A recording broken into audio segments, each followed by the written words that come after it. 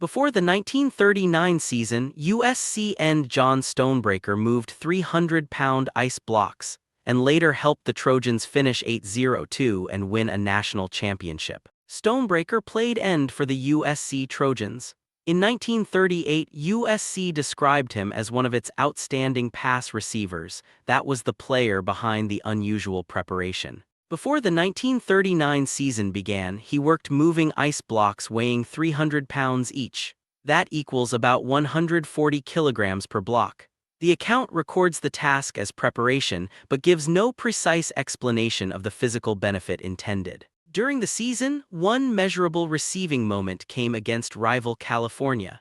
Stonebraker caught a 41-yard touchdown pass in that 1939 game. The play covered 41 yards before reaching the end zone. USC completed the season undefeated with 8 wins and 2 ties. Undefeated here meant no losses, not 10 straight victories. That 8-2 record earned the Trojans a national championship.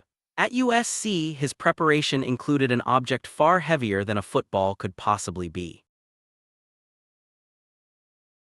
Barbara Wilk was known for oil painting, yet she made an animated film by hand-painting 2,000 individual cell frames. That is a painter's practice converted into motion, one frame at a time. Before filmmaking became part of her career, Wilk worked primarily as an oil painter. She also worked as an instructor and writer, building an artistic life across several roles. In 1980, she received a Guggenheim Fellowship in Filmmaking and used it for an animated film on Diné Bahaneʼ objective. The documented scale is precise. Wilk hand-painted 2,000 cell frames for the film.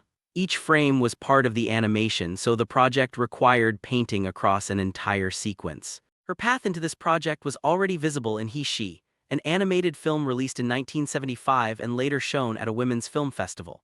Her wider practice included animation, sculpture, ceramics, and later printmaking, alongside oil painting.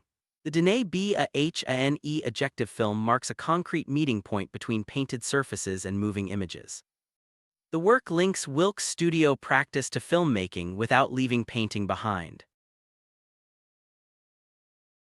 Japan's most common surname faced its second most common surname in a real amateur baseball game.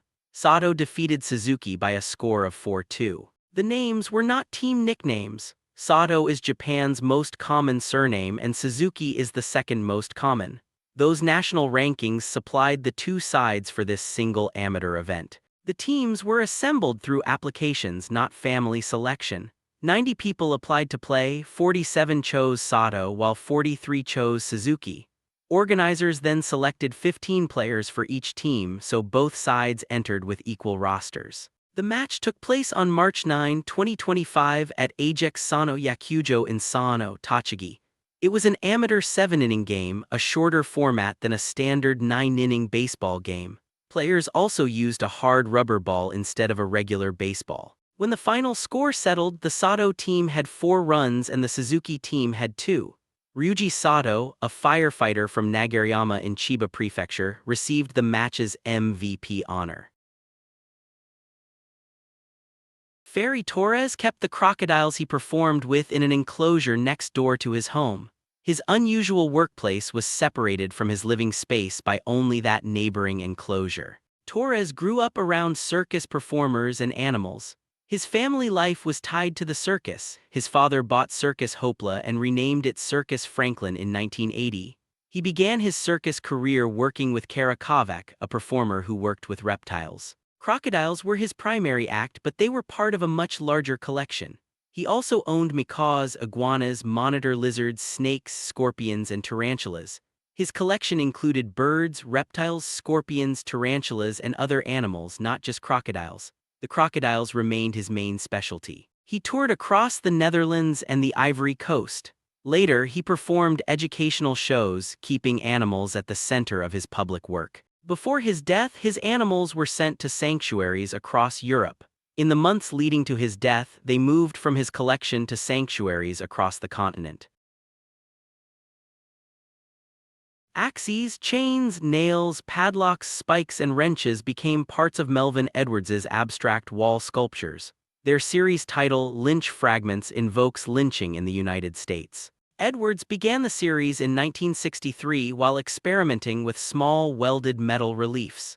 These were not scenes copied from history, they were compact arrangements built from industrial material. He attached scraps and implements to a flat metal base, welding them into forms that usually hung on a wall.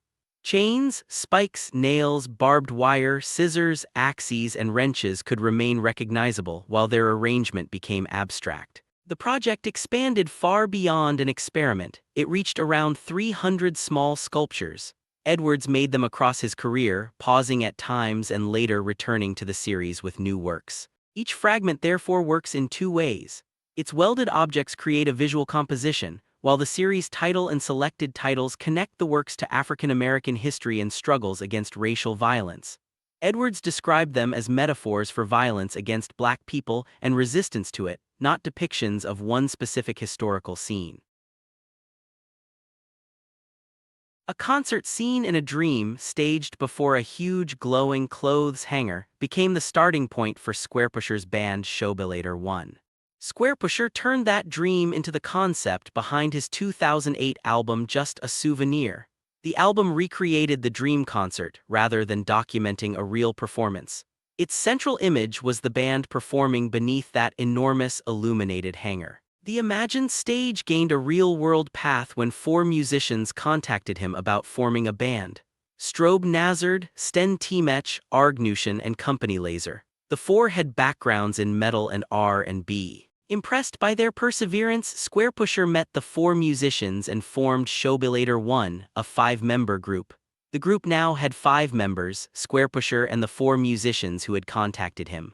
In 2010, the result became De Demonstrator, Shobaleader One's first studio album released through Warp Records. Its sound drew on electronic music, rock, and R&B. The album used vocals and mid-tempo beats. Chris Samuel's final NFL catch did two opposite things. It put the Chargers in position for a game-winning field goal and it broke his leg.